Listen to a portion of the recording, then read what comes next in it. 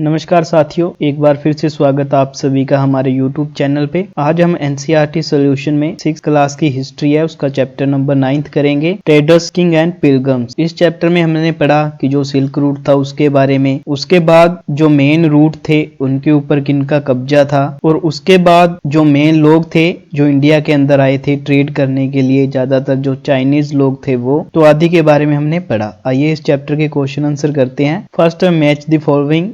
मुवेदार कौन थे? तो जो चोल्स, चेर और जो पांडेस थे उन्हें मुवेदार का नाम है जो दिया जाता था। Lord of the Dakshinapatha, Dakshinapatha का जो लॉर्ड है वो किन्हें कहा जाता था? तो वो सातवाहन रूलर्स को कहा जाता था, क्योंकि इनका काफी प्रभाव था जो दक्षिण का एरिया था उसके ऊपर, और जो सिल्क रूट था उसके ऊपर भी। अशोक घोष, बुद्ध चरित्र, जो अशोक घोष थे उन्होंने जो बुद्ध चरित्र है उसको लिखा था। बौद्धित्व, महायान बुद्धिज्म, तो ये जो बुक है वो बुद्धिज्म के बारे में लिखी गई है। नेक्स्ट है स्वानजांग, जो कि चाइनीज एक पिलग्रिम था जो कि चाइना से आया था इंडिया के अंदर। Next question number second, why did kings want to control the silk route? Silk route के ऊपर जो किंग है वो अपना कंट्रोल क्यों करना चाहते थे? तो जैसा हमने पढ़ा था, some kings try to control large portion of the route, this was because they could benefit from tax, tribute and the gift that were brought by the traders travelling along the route. तो वो उसके ऊपर कब्जा करना चाहते थे ताकि उन्हें अधिक मात्रा के अंदर जो टैक्स है वो मिल सके, देन जो गिफ्ट वगैरह उस रास्ते से लेके जाते थे लोग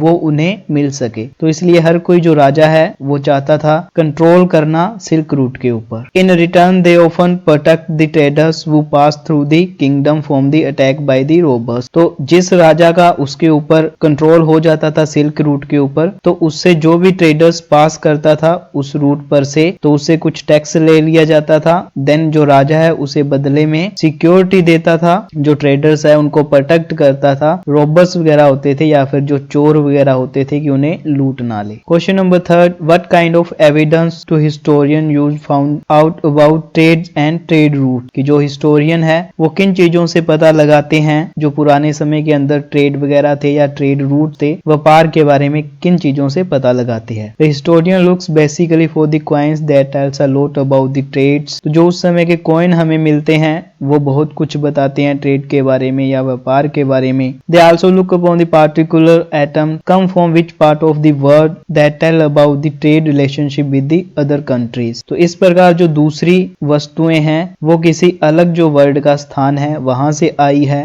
देन उसके बाद जो रिलेशन फाइंड करते हैं कि ये वस्तुएं कौन सी कंट्री की है, तो उससे हमें पता चल जाता है कि कौन सी कंट्री के साथ हमारा जो व्यापार है वो होता था। Historian looks into account of the traders and pilgrims. तो जो दूसरे देशों से पिलग्रिम्स वगैरह या ट्रेडर्स आते थे वो कुछ ना कुछ राइट करते रहते थे, तो उनके जो अकाउंट्स हैं उनसे भी हमें पता चलता है कि पुराने समय के अंदर जो ट्रेड है या ट्रेड रूट्स हैं वो कौन से थे। Question number fourth, what were the main feature of भक्ति? भक्ति के जो मेन फीचर हैं वो कौन से थे? तो bhakti emphasize on the devotion for a god of god और गॉडेस, यानी कि भक्ति एक ऐसा तरीका है या श्रद्धा है जिसमें आप अपना जो परमात्मा है या कोई देवी है उसको खुद को समर्पित कर देते हो और उसकी भक्ति करते हो। If a devote worship a deity with the pure heart, the deity will appear in such a way that devotee want. तो अगर आप सच्चे भक्त से मन से वर्शिप करते हो, भक्ति करते हो, देन जिस रूप में आप परमात्मा को देखना चाहते हो, जैसी इमेज आप बनाते हो प्योर हार्ट के साथ, तो वैसी ही इमेज के अंदर जो परमात्मा है वो आपको नजर आ जाता है। बात करें क्वेश्चन नंबर 5 की, discuss the reason why the Chinese pilgrims come to India. जो चाइनीज पिलग्रिम्स थे वो इंडिया के अंदर क्यों आते थे, यानी चाइना के अंदर जो लोग थे जो धर्म के बारे में खासकर जानना चाहते थे वो इंडिया में क्यों आते थे? Chinese pilgrims come to India visit the place associated with the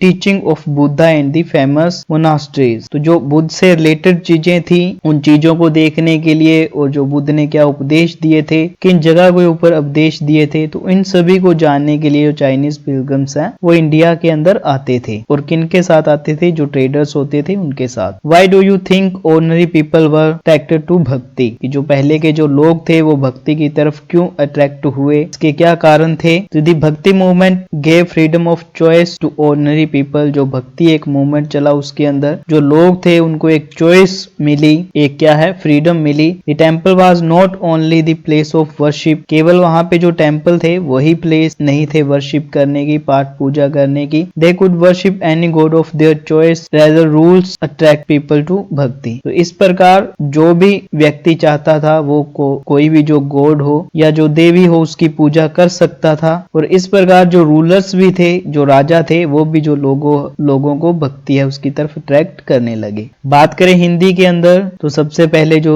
जोड़े हैं वो बनाने हैं हमने। तो दक्षिण पथ के स्वामी कौन थे? सातवाहन शासक थे। मुवेदार कौन थे? जो चोल, चेर और जो पांडे हैं वो। अशोक घोष ने जो बुद्धचरित्र है वो लिखा। बोधिसत्व है जो उन्होंने जो महायान बौद्ध धर्म है के बारे में लिखा। श्वेन तांग थे वो चीनी यात्री थे। बात करें नेक्स्ट क्वेश्चन की, राजा सिल्क रूट पर अपना नियंत्रण क्यों कायम करना चाहते थे, कंट्रोल क्यों करना चाहते थे? तो शासक कर के लाभ के लिए जो रेशम का मार्ग है उस पर नियंत्रण करना चाहते थे ताकि उन्हें जो रेवेन्यू है, जो टैक्स है वो मिल सके, क्योंकि इस रास्ते पर यात्रा कर रहे व्यापारियों से उन्हें कर, शुल्क तथा तोहफे के माध्यम से लाभ मिलता था, और जो बदले में राजा है वो उनकी सहायता करता था चोरों से या डाकुओं से बचाने में। बात करें थर्ड क्वेश्चन की, व्यापार और व्यापारिक रास्तों के बारे में जानने के लिए जो इतिहासकार हैं वो किन किन जो शास्य है उनका उपयोग करते हैं? तो उनके बारे में जानने के लिए जो बर्तन है उनका उपयोग करते हैं। ऐसा अनुमान लगाया जाता है कि जहां से ये बर्तन बनते थे वहीं से व्यापारी अलग अलग जगहों पर गए होंगे। और दूसरा आप इसके बारे में लिखोगे कि जो उस समय के हमें सिक्के मिलते हैं, सिक्कों से भी पता लगता है उस समय के व्यापार के बारे में। क्वेश्चन नंबर 4, जो भक्ति है उसकी क्या विशेषताएं थी?